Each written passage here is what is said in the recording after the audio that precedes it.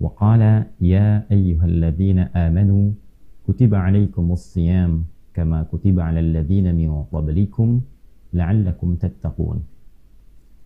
Teman-teman dimanapun berada, alhamdulillah atas berkat rahmat Allah yang Maha Kuasa dan dengan didorongkan oleh keinginan luhur dari kita semua untuk menjadi pribadi yang lebih baik, mendapatkan limpahan kenikmatan dari Allah Subhanahu wa taala, kasih sayangnya, ampunannya, perbaikan menjadi lebih mulia. Disampaikanlah kita di hari ini, detik ini, pada hari pertama di bulan Ramadan tahun 1446 Hijrah bersamaan dengan 1 Maret 2025 Masehi. Mari kita mengawali hari ini dengan terus meningkatkan rasa syukur kita pada Allah Subhanahu wa taala, kegembiraan kita, kebahagiaan kita. Alhamdulillah, dari sekian hamba Allah yang berkehidupan, kita yang masih diberikan kesempatan sampai detik ini untuk merasakan nikmatnya Ramadan di tahun ini. Teman-teman, tentu ketika mengawali Ramadan, tidak semua perasaan yang menyertai setiap muslim atau bahkan insan beriman memiliki satu frekuensi rasa yang sama. Mungkin ada perbedaan-perbedaan. Ada yang merasakan kegembiraan yang melimpah, ada yang mungkin standar-standar saja, atau ada yang bahkan baru mengawali Ramadan mungkin sudah menghitung kapan Idul Fitrinya, kapan mudiknya, dan sebagainya. Untuk itu penting kiranya di pertemuan pertama ini kita mempelajari bagaimana Nabi Muhammad SAW, Rasul yang sangat kita cintai, Habibullah, memberikan pedoman kepada kita. Sehingga dengan pedoman itu kita memiliki satu rasa, kita memiliki frekuensi yang sama untuk bisa menikmati Ramadan, untuk bisa mendapati keistimewaan-keistimewaannya, terlebih banyaknya limpahan kemuliaan yang tentunya bagi kita insan beriman sudah pasti mengetahui dengan informasi yang terus berulang setidaknya setiap tahun menjelang akan kemuliaan Ramadan, baik dari pagi, siang, sore, bahkan hingga malamnya. 24 jam, banyak sekali kemuliaan yang telah disampaikan oleh para guru kita, mengingatkan berbagai riwayat yang tersambung pada Rasulullah SAW. Hari ini kita akan belajar tentang doa pertama yang disampaikan, ditunjukkan, dipraktekkan, dan dicontohkan oleh Nabi Muhammad SAW kepada kita semua sejak pertama kali melihat, menyaksikan hilal awal Ramadan. Dengan doa inilah diharapkan kita bisa mendapatkan satu rasa, satu frekuensi yang serupa seperti diisyaratkan Nabi untuk menikmati Ramadan. Referensi doa ini kita bisa temukan di antaranya pada hadis riwayat Al-Imam At-Tirmidzi radhiyallahu taala anhu, nomor hadis 3451. Hadis riwayat Al-Imam At-Tirmidzi, nomor hadis 3451. Demikian juga nanti Imam Ahmad meriwayatkan dalam musnadnya. Demikian Imam Ad-Dailami meriwayatkan pula dalam kitab sunannya. Nah, teman-teman, seluruh riwayat ini nanti tersambung pada sosok sahabat mulia namanya Sayyidina Thalhah bin Ubaidillah, salah satu di antara 10 sahabat yang melalui lisan Nabi SAW dijamin masuk surga tanpa hisab, minal mubasysyirina bil jannah, yang diberikan kabar gembira melalui langsung lisan Rasulullah SAW. Sahabat yang sangat mulia, beliau dalam catatan sejarah terdokumentasikan lahir di kisaran 28 tahun sebelum hijrah, termasuk golongan orang pertama yang masuk Islam dari 40 orang as-sabiqun al-awwalun. Beliau itu termasuk di golongan 8 orang pertama. Wafat tahun 36 hijrah, kemudian mengikuti perjalanan kehidupan dakwah Nabi SAW, menyertai bahkan pertahanan-pertahanan yang dilakukan oleh umat Islam dipimpin oleh Nabi ketika banyak sekali serangan-serangan, banyak sekali bukan hanya provokasi tapi tindakan-tindakan yang sangat menyulitkan umat Islam. Satu kali saja beliau tidak menyertai ketika berada di Syam dalam peristiwa Badar. Kemudian terluka dalam beberapa kesempatan sehingga ada bagian tangan beliau yang terluka, dan itu terbawa sampai kehidupan beliau sampai menjelang wafatnya, sehingga Nabi pun memberikan komentar, jika Anda ingin melihat seorang syahid yang berjalan, beraktivitas di muka bumi, maka lihatlah kepada Talha bin Ubaidillah. Dan juga beberapa riwayat sampai kepada kita yang viral di kalangan sahabat, jika Anda ingin menyaksikan orang yang sangat dermawan, orang yang konsisten dengan kebaikan, orang yang konsisten dengan kemuliaan Islam, orang yang konsisten dengan perjuangan hingga wafatnya, maka pandanglah Talha bin Ubaidillah.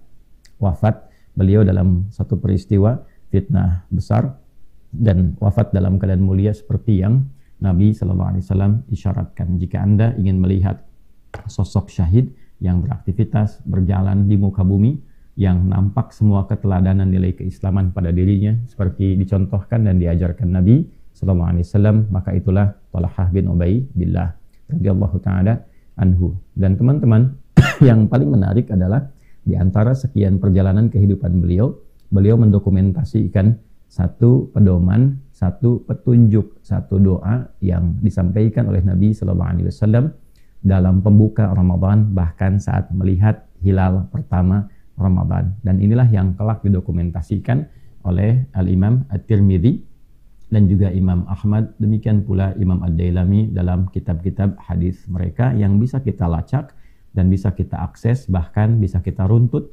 riwayatnya sampai dengan bertemu kepada Nabi SAW, dari si fulan sampai ke Nabi.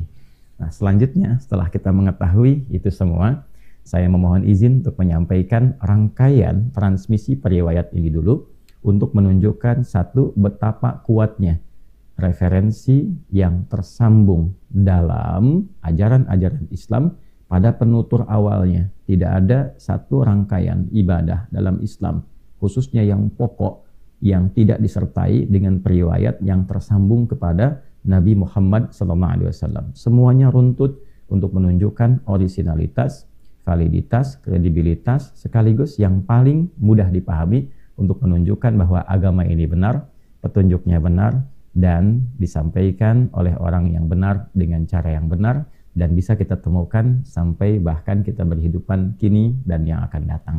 Setelah itu kita pelajari inspirasi dari orang yang meriwayatkannya. Kok bisa orang ini meriwayatkan informasi dari Nabi? Siapa beliau? Apa pujian Nabi untuk beliau? Bagaimana kehidupannya? Nah, ketika kita memilih profesi yang sama dengan sosok periwayat ini, kita tiru keteladanannya sehingga kita bisa termasuk dalam ruang yang dipuji oleh Nabi SAW melalui sifat-sifat dimaksud.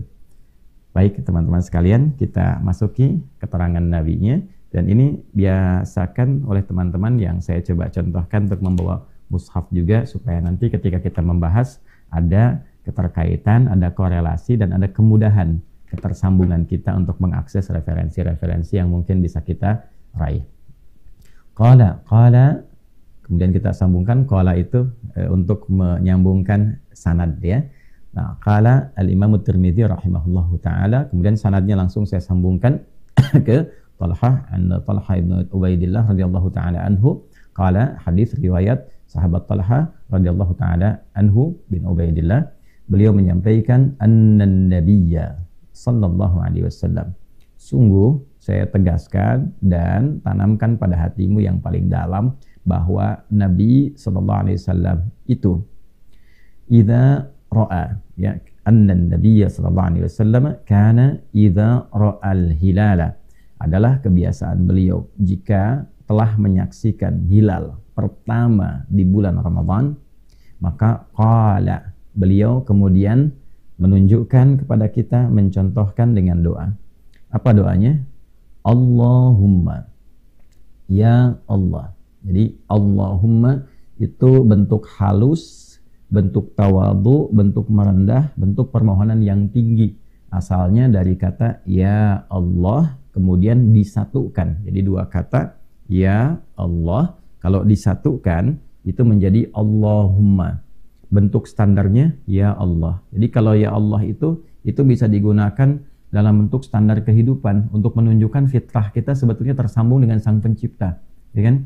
Misal begini, ketika Anda keluar terus mendung, tiba-tiba lisan Anda refleks mengatakan ya Allah mendung, ya kan? Nah sebetulnya itu gambaran bahwa kita itu bertuhan. Itu gambarannya. Kita itu menghamba, kita itu punya fitrah kebertuhanan, ya kan? Bahkan ketika kita melihat sesuatu yang indah pun kita mengatakan ya Allah, ya kan? Orang-orang Arab itu suka refleks, walaupun dengar suara bagus dia katakan ya Allah gitu kan? Nah Allah gitu, itu menunjukkan sebetulnya dia bertuhan, ya. Jadi kalau terasa sesuatu yang kurang mengenakan keluar kalimat itu koreksi secara pribadi supaya kita menjadi lebih baik. Kalau kita menyaksikan satu kebaikan keluar kata itu menunjukkan bahwa dalam diri kita ada kemampuan untuk memuji Allah, untuk menghamba. Puncaknya adalah kenal Allah, ma'rifatullah. Nah setelah kenal, kemudian kita ingin terkoneksi kepada Allah dengan cara yang baik, memohon segala kemuliaan, maka gabungkan kata ya dengan Allah itu menjadi Allahumma. Nah kalau sudah menjadi Allahumma, ini bentuknya, ini bentuk ketawaduan, bentuk kerendahan diri kita, bentuk kehalusan, bentuk kehambaan. Jadi kalau berdoa menggunakan kata Allahumma, maka merendahlah kita, menghamba kita, dan tawadhu'lah dalam memohon. Itu maksudnya. Ya, mohon izin kalau saya agak panjangkan, karena boleh jadi keterangan ini tidak begitu banyak didapatkan. Beliau kemudian berkata, qala Allahumma ahillahu alaina. Ya Allah, mohon hadirkan awal Ramadan itu kepada kita semua, kepada kami ya Allah. Nah ini menunjukkan kita memohon kepada Allah untuk kebaikan yang merata. Nah ini petunjuk di dalam Islam, kalau berdoa itu diupayakan tidak untuk maslahat sendiri saja. Ya, kita berharap setiap orang bisa mendapatkan peluang kebaikannya. Karena itu seringkali kita dapatkan di dalam Al-Quran doa-doa yang diiringi dengan kata gantinya, dhamirnya menunjuk kepada banyak. Nah, kan? Rabbana atina fid dunya hasanah wa fil akhirati hasanah wa qina adzabannar. Nah, kita ya Allah mohon anugerahkan kepada kami. Ya, saat kita menyebut kami itu rasakan, bayangkan bahwa kita, keluarga, teman-teman, kerabat, orang-orang Islam dimanapun berada, orang-orang beriman, kan, dianugerahkan kebaikan di dunia, kemuliaan di akhirat. Nah itu spiritnya. Ya Rabbana la tu'akhidna in nasina aw akhtana. Ya Allah, kalau kami ini keliru karena lupa, ya maka mohon jangan dihukum dengan kekeliruan itu, karena lupa itu yang menyebabkan kami berbuat salah. Nah itu sertakan. Ya, bagaimana dalam rangkaian kehidupan mungkin pernah berinteraksi, kemudian ada kekeliruan yang berpotensi melahirkan kesalahan, ya, maka kita memohon dengan kalimat yang luas. Nah, di sini Allahumma ahillahu alaina. Ya, Nabi mengajarkan bagaimana doa itu dipancarkan aura kebaikannya untuk semua, untuk semesta. Ya Allah, mohon hadirkan awal Ramadan itu sejak nampak hilal pertamanya. Hadirkan awal Ramadan ini kepada kami semua. Ya, inilah kelembutan Nabi, terbiasa membawa semua bagian hamba Allah untuk mendapatkan rahmatnya. Termasuk dalam peristiwa Isra Mi'raj, ya, ketika Allah mengatakan Assalamu alayka ayyuhan nabi wa rahmatullah wa barakatuh. Ya, Allah memberikan satu pujian, satu kemuliaan, satu jaminan kebaikan kepada Nabi Muhammad sallallahu alaihi wasallam dengan kalimat langsung Assalamu alayka. Semua jenis salam dianugerahkan kepadamu wahai Muhammad, ya kan, sallallahu alaihi wasallam, dan rahmat Allah dan keberkahannya. Dan Nabi menginginkan, memohon kepada Allah supaya rahmat itu disebarkan pula bagi seluruh kalangan makhluk-makhluknya. Assalamu alayna wa ala ibadillahi salihin. Ya Allah, anugerahkan pula semua kebaikan yang terkandung dalam kata salam itu kepada kami hamba-hambamu dan kepada golongan orang-orang yang soleh di antara hambamu. Ya, itulah Nabi Muhammad sallallahu alaihi wasallam. Allahumma ahillahu alaina. Ya Allah, hadirkan awal Ramadan pada kami semua. Kalau kita di Indonesia, kita mohon hadirkan di seluruh bagian wilayah Indonesia ini, kan? Kemudian di bagian-bagian tempat-tempat lain yang baik. Bil yumni, satu, dengan rasa tenang, nyaman, dan nikmat. Ya, bil yumni, dengan rasa tenang, nyaman, dan nikmat. Ini teman-teman pelajaran yang sangat penting, karena boleh jadi ada yang mengawali Ramadan dengan perasaan belum tenang. Ya, kemarin Yang nunggu-nunggu sidang isbat belum tenang ini, kan? Nah, yang siap-siap menghadapi Ramadan awal belum tenang ini, kan? Nah, jadi bagaimana caranya ketika kita berhadapan dengan awal, apapun kondisinya. Setelah ditetapkan, alhamdulillah tanggal 1 tenang, maka tarawehnya juga harus dimulai dengan tenang. Puasanya dimulai dengan tenang. Ya, ada yang ketidaktenangannya dihadirkan dalam aspek materialistik misalnya. Aduh, bagaimana sahurnya besok gitu kan? Bagaimana nanti bukanya? Bagaimana? Nah, kita memohon yang pertama kepada Allah, diajarkan oleh Nabi bagaimana menghadapi Ramadan ini dari sejak awalnya sudah mendapatkan kenikmatan. Menikmati Ramadan. Ya, ada orang puasa belum tentu menikmatinya. Ada orang sholat tarawih belum tentu menikmatinya. Nah, kita minta di awal, sejak awal, ya Allah, anugerahkan dari awal Ramadan ini perasaan nikmat, perasaan tenang, perasaan nyaman. Ketika sholat nyaman, ketika tilawah nyaman, ketika berdoa itu nyaman, ketika kita memohon itu nikmat. Ya. Ini yang diajarkan oleh Nabi SAW. Sehingga orang-orang yang hidup di masa Nabi, kalangan para sahabat-sahabat mulia radhiyallahu taala anhum jami'an, itu ketika akan menghadapi Ramadan, perasaannya sudah terkondisikan. Jiwanya sudah enak gitu ya. Dan semua amalan ternikmati, saking nikmatnya larut dalam ibadah. Ya, bisa berhenti itu. Aktivitas duniawi itu bisa rehat sejenak, ya, kemudian fokus menikmati ibadah, sholatnya nikmat, baca Qur'annya nikmat, berlomba-lomba dalam kemuliaan. Jadi ada yang lomba dalam ibadah ritual, ya, itu yang disebut fastabiqul khairat gitu ya, berlomba dalam meningkatkan kebaikan. Ada yang berlomba dalam ibadah harta, ya, bagaimana bisa bersedekah, bagaimana bisa kemudian motivasinya sangat tinggi, bukan hanya diukur dengan uang saja, bahkan bisa berbagi bukaan, bisa berbagi hanya minuman, bisa berbagi hanya kurma, ya, satu bisa dibagi, bahkan air pun kalau diilustrasikan bisa satu tegukan itu bisa berbagi, saking menikmatinya. Kenikmatan-kenikmatan besar dalam keistimewaan Ramadan itu, ya. Jadi ini satu, teman-teman, bagaimana menghadapi, mengawali Ramadan dalam perasaan yang nikmat. Kemudian wal iman, Allahumma ahillahu alaina bil yumni wal iman. Yang kedua, memohon kepada Allah dari sejak awal Ramadan dianugerahkan kenikmatan iman, bertambahnya keimanan. Ini penting karena nanti standar penerimaan Ramadan yang tertinggi, dan ini menjadi pokok penerimaan yang menghadirkan ampunan Allah Subhanahu wa taala, itu adalah penunaian rangkaian ibadah Ramadan dengan iman. Tegas Nabi menyampaikan dalam hadis riwayat Al-Bukhari, bahkan di hadis Muslim disebutkan juga dari sahabat Abu Hurairah radhiyallahu taala anhu, ketika Nabi SAW menyampaikan, man shama ramadhana imanan wa ihtisaba ghufira lahu ma taqaddama min dhanbihi. Kemudian man qama ramadhana imanan wa ihtisaba ghufira lahu ma taqaddama min dhanbihi. Atau man qama lailatul qadri imanan wa ihtisaba ghufira lahu ma taqaddama min dhanbihi. Siapapun yang menunaikan rangkaian puasa Ramadan, juga demikian salat malamnya, tarawihnya yang didasari dengan keimanan, dia lakukan karena Allah, dia memperbaiki dirinya, maka yang pertama Allah anugerahkan adalah ampunan dari seluruh dosa yang pernah ia kerjakan selama hidupnya. Nah, kita memohon kepada Allah supaya semua tindakan perilaku yang kita kerjakan dalam Ramadan menjadi ibadah yang dilandasi iman. Kalaupun kita bekerja, niatkan ibadah. Jadi kerjanya pakai iman. Nah, karena itu orang bekerja pakai iman gak mungkin korupsi, karena meniatkan sebagai ibadah, ya kan? Masa kerja ibadah kemudian maksiat, kan gak mungkin, ya. Masa bekerja pakai iman kemudian mencuri, kan gak mungkin.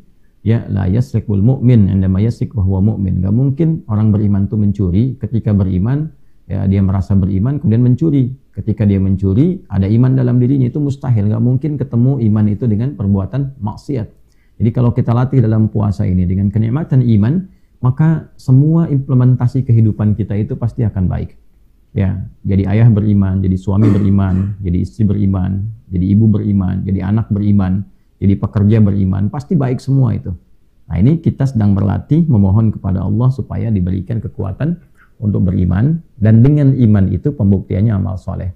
Jadi minta sama Allah dari awal, ya Allah, ya, bisa meningkat iman, sehingga dengan iman itu banyak beramal soleh. Jadi nggak putus. Kenapa ini penting disampaikan? Sebab nanti Ada yang dianugerahi secara merata di awal Ramadan, semangat untuk ibadah. Tapi klasik nanti nih, ya, begitu berjalan, pertengahan, mulai menurun. Kan seringkali dalam ceramah-ceramah kultum kan begitu ya. Atau bahasanya terjadi peningkatan atau kemajuan. Sapnya maju ke depan, ya, dari belakang maju. Kan seringkali diilustrasikan demikian. Nah, kita minta sama Allah di awal, dicontohkan Nabi, supaya kenikmatan beribadah itu dari awal konsisten terus, ya, sampai pertengahan, sampai ujungnya. Bahkan kalau bisa naik. Inilah doanya. Allahumma ahillahu alaina bil yumni wal iman. Kemudian yang ketiga, wassalamati, dan keselamatan. Ya, keselamatan fisik, keselamatan pikiran, ya, keselamatan jiwa. Ada yang imannya semangat, ingin ibadah, kemudian sudah tenang, nyaman, qadarullah tiba-tiba sakit misalnya, ya, sehingga tidak mampu menikmati itu dengan baik. Maka kita berdoa dari awal, mudah-mudahan saat menjalani Ramadan itu sehat sampai akhir. Ya, pikiran sehat, tenang, ya, tidak banyak sesuatu yang mengganggu, jiwa juga sehat. Jadi minta tenang, nikmat, bahagia. Minta kekuatan iman, ikhlas karena Allah, bisa meningkat ibadah. Kemudian disertai dengan keadaan yang sehat, yang prima sampai akhir. Mengerjakan apapun, walaupun puasa, kerjanya tetap prima. Makanya nggak ada yang masuk kantor yang dikejar musola, tidur gitu kan, tidur lagi, ngantuk lagi, nggak ada. Ya, dulu zaman-zaman Nabi itu kan aktivitas-aktivitas terpadat dan terkuat justru berlangsung saat Ramadan. Ya, dalam peristiwa Badar, ya kan, itu kan berlangsung saat Ramadan dan viral kisahnya. Banyak sekali nilai-nilai perjuangan, praktek perjuangan bahkan berlangsung di bulan Ramadan, menunjukkan fisik yang prima. Wassalamati wal Islam, ya, kekuatan untuk berislam, jadi muslim yang paripurna. Jadi kalau iman tadi isiannya kepada hati, Islam itu implementasi dalam bentuk amalannya. Ya, rukunnya kan ada 5. Nah, yang pertama bagaimana menjaga syahadat, berislam, kenal Allah dengan baik, mencintai Rasulullah SAW, dan itu bisa diimplementasikan dengan belajar. Selama Ramadan kita belajar untuk mengenal Allah. Ya, banyak baca buku, banyak juga kita meningkatkan ibadah. Ya, kemudian tentang Nabi, baca sirah Nabi, perjalanan kehidupan Nabi. Nggak usah terlalu banyak. Apa yang bisa ditiru dari Nabi, ambil selama Ramadan misalnya untuk tubuh kita dulu. Nabi kalau melihat gimana, atau belajar di lisan Nabi kalau bicara gimana, ya? Atau belajar nanti dalam tindakan, ya, dalam perilaku. Lalu Anda yang berprofesi tertentu, silahkan ambil sirah sesuai dengan profesinya masing-masing. Misal sebagai ayah bagaimana, ya, sebagai anak seperti apa. Kalau bekerja, Nabi sebagai seorang, ya, yang beraktivitas dalam kehidupan duniawinya, bagaimana ini? Yang dipandu oleh wahyu, ya, sehingga mengajarkan kepada kita. Kan disebut Rasul itu karena dipandu oleh wahyu untuk mengajarkan kepada kita. Nah, semua aspek kehidupan yang kita jalani itu petunjuknya sangat nyata ditampilkan dalam kehidupan Nabi Sallallahu Alaihi Wasallam. Ya, Nabi pernah berusaha juga, bahkan Nabi pernah menggembala. Nabi pernah berusaha sampai merantau gitu kan, berniaga, Nabi menjadi panglima, di militer ada, di rumah tangga ada, sebagai pribadi ada, bertetangga ada. Nah, apa nih topik yang mau dikeluarkan sehingga bisa berislam dengan paripurna? Kemudian kita minta diberi kekuatan berislam, menunaikan ibadah, syariat-syariat untuk menguatkan perilaku kehidupan kita. Misalnya diberikan kemampuan meningkatkan sholat. Sholatnya bukan hanya fardu, tarawihnya meningkat, sunnahnya meningkat, rawatibnya meningkat. Sehingga dengan itu kemampuan kita menjadi orang baik itu lebih optimal. Tanha 'anil fahsya wal munkar. Kemudian kemampuan untuk berzakat. Setidaknya kita bisa berbagi walaupun tidak harus melihat kuantitasnya, jumlahnya. Yang penting ada sesuatu yang kita keluarkan. Saya pernah sampaikan sebelum Ramadan, kita bikin anggaran aja. Ya, tiap hari walaupun Rp1.000 misalnya, niatkan aja untuk memenuhi, ya, bagian kuota ibadah kita. Kita dapat pulsa 1.000 setiap hari, alhamdulillah. Niatkan karena Allah. Mungkin nilainya itu berlimpahnya secara spesifik, menuhankan bulan, menuhankan matahari, atau semesta secara umum. Ya, semesta misalnya berkata, semesta gini, bukan dalam konteks kiasan, tapi betul-betul bertuhan dalam konteks demikian. Maka Nabi menegaskan, tidak, ya, munculnya hilal pertama ini bukan untuk dipertuhankan, tapi menunjukkan kekuasaan Allah. Rabbi, ya, pakai Rabb itu, yang menunjukkan sifat rububiyah, yang merawat, sehingga dengan perawatan itu kita kenal Allah, yang merawat alam, Rabbul Alamin. Ya, gimana kok bisa tiba-tiba muncul hilal terus berubah, ya kan? Dari situ bentuknya bisa berubah jadi agak berisi, tengah-tengah tiba-tiba jadi bulat. Itu kok tiba-tiba bisa begitu, siapa yang merawatnya? Siapa yang menghadirkannya? Siapa yang menenggelamkannya? Dalam kisaran menit sebentar tiba-tiba hilang. Terus malamnya muncul bulan. Kemudian siang bulannya hilang, itu kan? Dari mulai fajar tiba-tiba muncul matahari, yang mengatur itu siapa? Kok bisa gitu kan? Ada hal yang demikian. Sebabnya bagaimana sehingga muncul akibat seperti ini? Siapa yang membuat dan merawat itu semua? Maka kalau kita kembalikan pasti ada yang mengatur. Nah, dalam konteks kehidupan, yang mengatur di puncak tertingginya, yang tidak ada yang mengaturnya lagi, yang mencipta, yang tidak ada yang menciptanya karena lagi, itu disebut Tuhan namanya. Jadi kalau Tuhan itu, kalau sudah Tuhan Khaliq yang mencipta segala sesuatu, tidak ada pencipta lagi. Kalau masih ada pencipta itu bukan Tuhan namanya. Ya kan? Saya lahir dari rahim seorang ibu, ibu dari ibu lagi terus sampai ke puncaknya. Siapa yang menciptakan tuh yang paling akhir dari ibu kita? Yang tidak ada pencipta lagi, itulah Tuhan. Nah, jadi Nabi memberikan kesan kepada kita yang harus kita pakai dan gunakan rasionalitas kita adalah semua keteraturan yang ada di semesta ini pasti ada yang rawat, gak mungkin muncul tiba-tiba. Nah, puncaknya adalah Tuhan. Maka disebutkan oleh Nabi SAW di akhirnya, Rabbi, ya, Tuhan yang merawat aku, menghadirkan aku, ya, membawa misi dalam kehidupan yang aku bawa ini diberikan kepadaku, kata Nabi, ya, wa rabbuka, dan hilal yang mencipta engkau juga, yang menghadirkan engkau juga, mengatur semesta ini, Allah adalah Allah Subhanahu wa ta'ala. Nah, jadi ini kesadaran tertinggi yang memberikan pesan kepada kita. Bagian pertama, semua kegiatan kita itu harus dikemas dalam bentuk tauhid, dalam rangka menuhankan Allah Subhanahu wa ta'ala, dalam rangka mengenal Allah. Demikian puasa juga, semua bentuk aktivitas ini puncaknya ma'rifatullah, kenal Allah. Sholat tuh sampai kenal Allah. Masa tarawih tiap malam, rakaatnya banyak, bacaannya panjang, terus gak kenal Allah. Ya, nah ini goalnya kurang maksimal. Ya, puasa cuma nahan lapar, haus, tapi gak kenal Allah gitu. Itu yang dituju apa? Ya kan? Kan puncak puasa itu la'allakum tattaqun. Tattaqun itu kan meningkatnya takwa. Takwa itu puncak kedekatan kita kepada Allah.